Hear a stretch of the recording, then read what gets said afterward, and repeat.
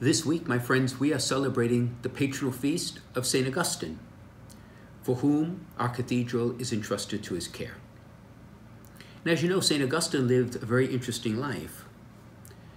He was marked by a restlessness of spirit, and even having come to faith, he delayed being baptized precisely because he was not certain he could persevere in his life of faith. Behind Augustine was a great woman, St. Monica, his natural mother and his spiritual guardian.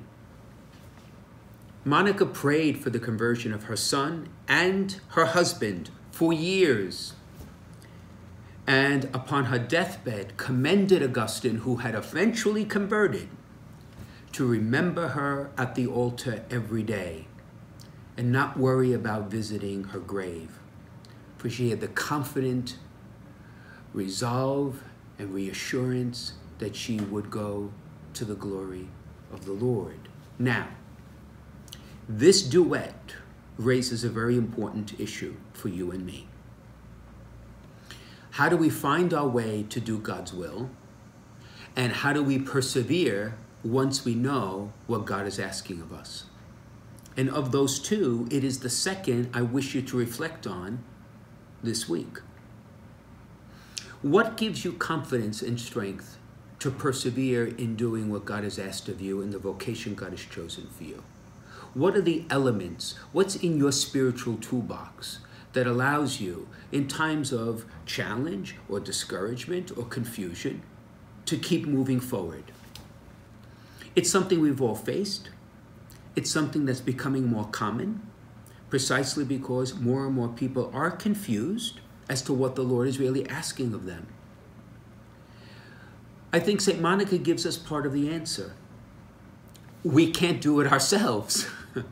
We do not have the ability to calm the rough waters of life or to find our way to the safe port. We can't do it alone.